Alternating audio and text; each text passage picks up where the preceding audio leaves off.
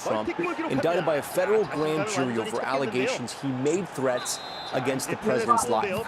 So what did he do? Here it is. This is the post at the center of the indictment. It shows seashells on a beach, spelling out 8647. Many interpreting the 86 as slang for get rid of, 47 as a reference to the president. Comey later deleting that image, saying he didn't realize some associated those numbers with violence. And just moments ago posting this video saying, I still believe in independent federal judiciary, so let's go. The indictment comes just months after Comey was charged with lying to Congress, a case that was dismissed after a judge ruled the prosecutor involved was unlawfully appointed. The DOJ has appealed that. Kelly O'Donnell has followed it all and leads us off tonight. Round two. Tonight, a new indictment and an arrest warrant against former FBI Director James Comey.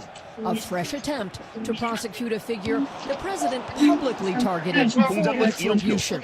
Threatening the life of the President of the United States will never be tolerated by the Department of Justice.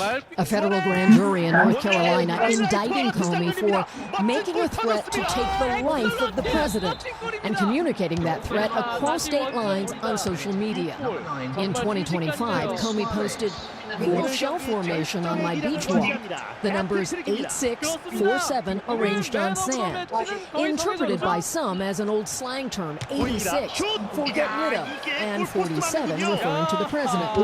Facing backlash, Comey writing, "I didn't realize some folks associated with violence, so I took it down." He knew exactly what that meant. The child knows what that meant. If you're the FBI director and you don't know what that meant assassination. The Justice Department says Comey's post is not protected free speech, but a crime. How will you prove intent when Mr. Comey said he did not associate 86 with doing harm and he took it down promptly? Well, it's not. This case was indicted today.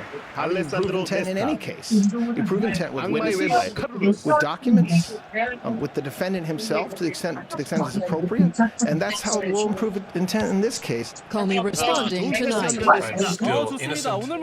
I'm still not afraid, and I still believe in the independent federal judiciary, so let's go.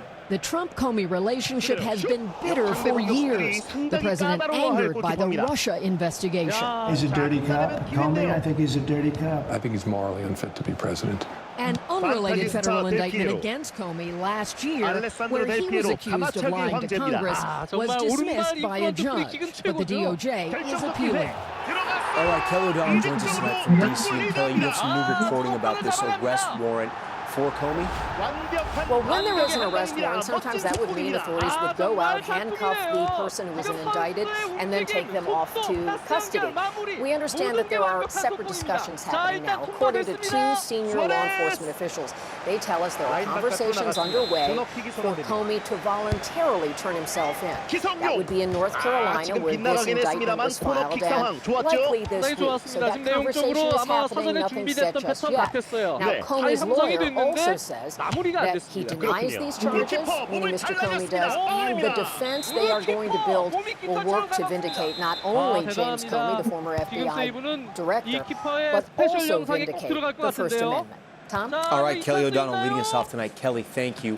Now to the unprecedented move from the FCC threatening ABC's ability to broadcast. The agency ordering a review of ABC's broadcast licenses in some of the biggest cities in the country. It comes as President Trump calls for ABC's late-night host Jimmy Kimmel to be fired for his joke about the First Lady. Chloe Malas explains.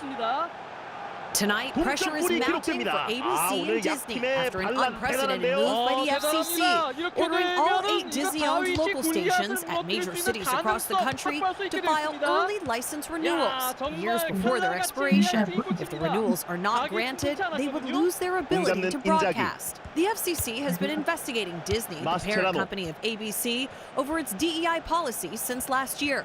A source with knowledge of the matter tells NBC News that Kimmel's recent comments about the First Lady will now be part of the review. You know, sometimes you wake up in the morning and the First Lady puts out a statement demanding you be fired from your job? Jimmy Kimmel addressing the latest controversy. Well, I agree that hateful and violent rhetoric is something we should reject. I do, and I think a great place to start to dial that back would be to have a conversation with your husband about it. This clash stemming from a joke the late-night host made last week in a sketch about the then-upcoming White House Correspondents' Dinner. Our First Lady Melania is here. Look at Melania, so beautiful. Mrs. Trump, you have a glow like an expectant widow.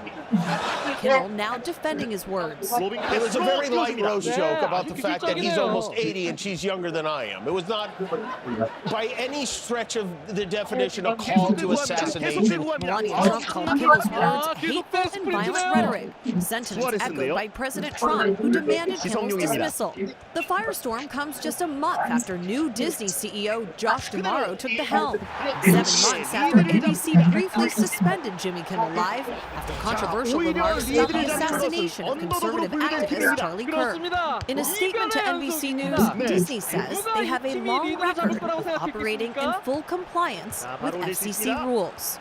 All right, Chloe Molas is here to break down what all this means. Chloe, I know you got some new reporting. There's a new statement out from the FCC. Yes, that's right, Tom. So an FCC spokesperson telling NBC News, as the agency decision makes clear, the early renewal order is based on a long-running FCC investigation into Disney's DEI conduct, not any speech. A source with knowledge of the situation, Tom, told me multiple times today that Jimmy Kimmel's comments in the fall, Jimmy Kimmel's comments last week, when he did the mock White House Correspondents' Dinner roast, did not help the situation. It accelerated this entire process of these renewals being asked to come years early. And the source also said that Jimmy Kimmel's comments are going to be part of this review process over the next 30 days. So, again, the FCC obviously publicly saying this has nothing to do with speech. This all has to do with DEI policies. But, you know, according to sources who are well placed, that's not really the case. All right, Chloe Molas, great reporting on this one. We appreciate it. For more on this, I want to bring in Tom Wheeler. He's the former chairman of the Federal Communications Commission under President Obama. Tom, thanks for joining Top Story tonight. First of all, I want to kind of walk our viewers through what all of this means. Explain what it means that the FCC is ordering these ABC-owned and operated stations to be reviewed for renewal. Is that a threat to pull them off the air? Well, I think clearly it's intended as a threat. Tom, the way that the licensing process works is that every few years,